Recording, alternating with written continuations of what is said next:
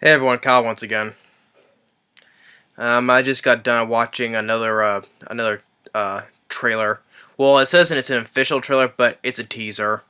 Usually teasers about like a minute long, and it just shows very briefly what's happening. This is an official trailer, but it's a teaser, so that's why I'm calling it a teaser until a really unofficial comes out when it's like about over 2 minutes long. But this trailer that it just came out, it's called Geostorm. I was kind of a while back when I first heard about this name. It's another disaster film.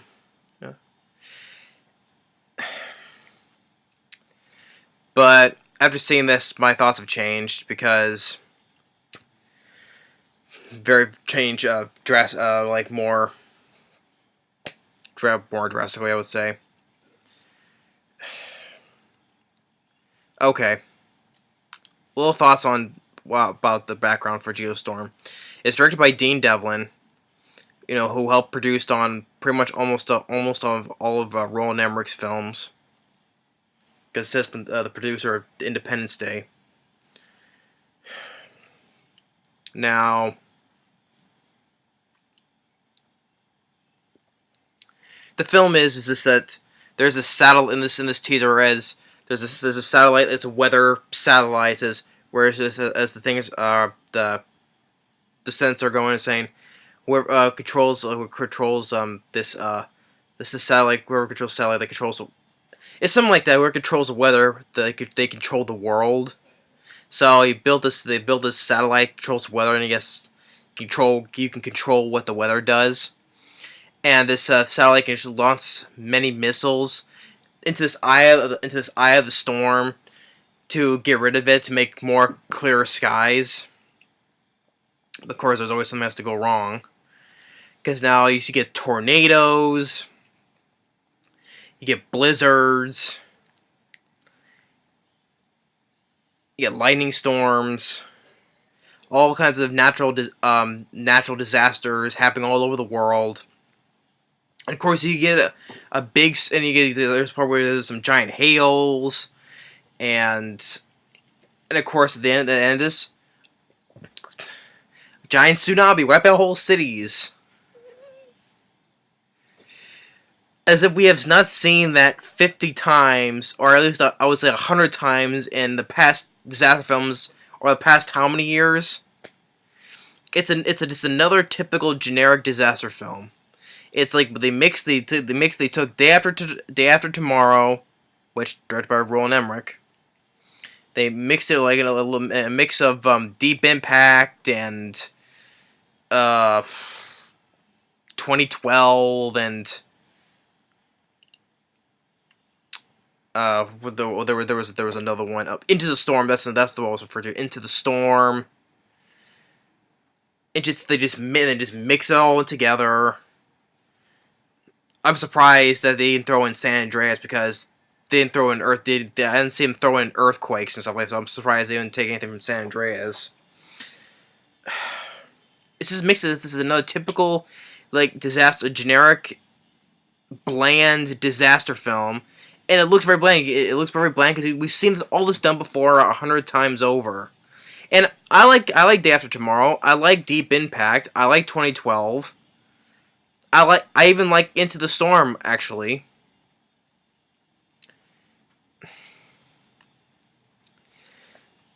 But especially with Dean Devlin's recent work, especially like with Roland Emmerich, like say Resurgence. I'm not saying that I was not gonna say it, but it sounds dumb when I say it now. Independence Day Resurgence. I hate that film to death with a passion. That film is like another like a typical disaster film as well, because we've seen all times ago where buildings falling and falling, and this is and of course everything is CG heavy, and I miss the miniatures and model work like from the first Independence Day, which was awesome special effects. Even the CG was good. Even when there was CG, that was good CG though. but they use a lot of good practical effects as well, and I miss that dearly. But yeah, and yeah, and in this you have Gerard Butler you see briefly, Andy Garcia you see is like for a second, and you even see Ed Harris in this film for a brief second. And I think the other guy is Jim Sturgis, if I remember his last name. That's the guy who voiced Soren in Legend of the Guardians: The Owls of Ga'Hoole.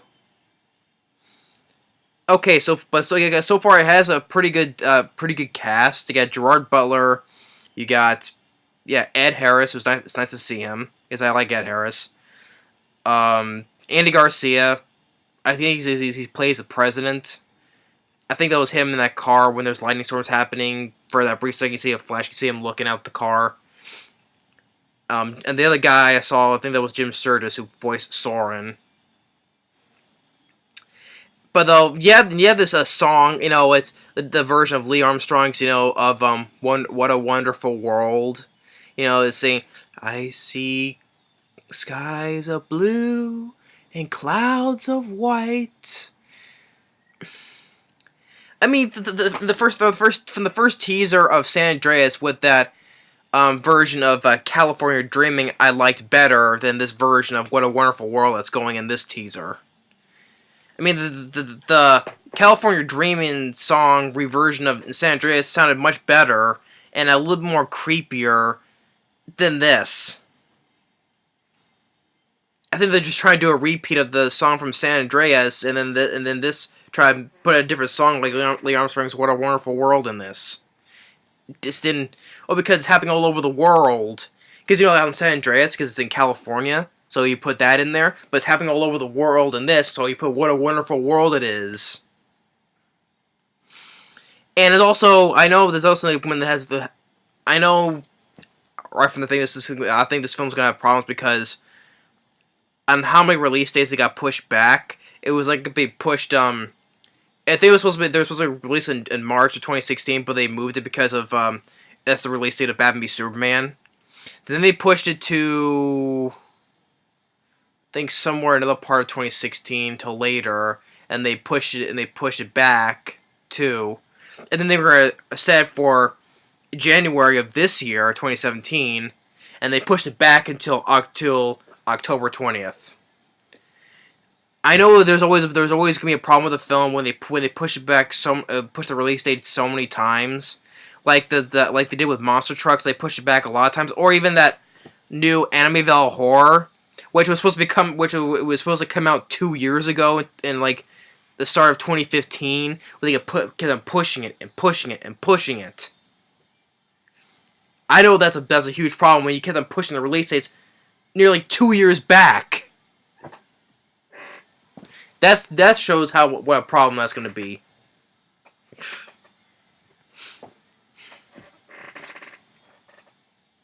But this film, Geostorm, yeah, okay. I guess I like Gerard Butler. I like Ed Harris.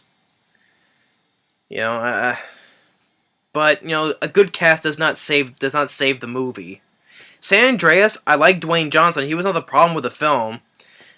But the whole film, because I was interested in San Andreas when I first heard about it, when I first saw the teaser. But when I saw the film, I was kind of a tad disappointed to it.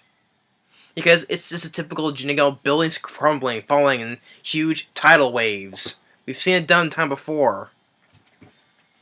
But I like Dwayne Johnson, but he didn't save the film. He was not the problem because I like him, and the woman who played his ex-wife. But well, I'll have to do a review of that sometime though. But I'm not as quite pit. I wasn't quite as. It's gonna be like a review. If I do it, probably like a review in Rant because it didn't make me very mad.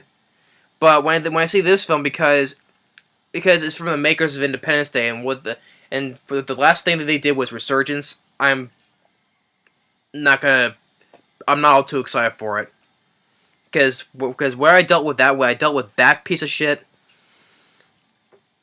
With this film, I don't know. And also, I think that also the producer in this film is Jerry Bruckheimer as well. Yeah, sorry about that cut there, though. But as I was saying, but Jerry Bruckheimer being at hell of this, though, But I don't think that won't be making much of a difference. It just doesn't look like, this is a typical generic, disaster film. So it doesn't look like, well, I'll say it doesn't look like a film from Jerry Bruckheimer because it's Warner Brothers. But I don't know. I'm not. At first, I heard I had the slight bit of interest, but after seeing this, my interest is very below negative now. But yeah, it might have some. It may have a good cast, but I'm not holding my breath on it. This is another a negative reaction to another trailer, but teaser because it's shorter, but Geostorm, yeah. But anyway, yeah, my thoughts on it. So thanks for watching, and stay tuned on the next movie review. Later.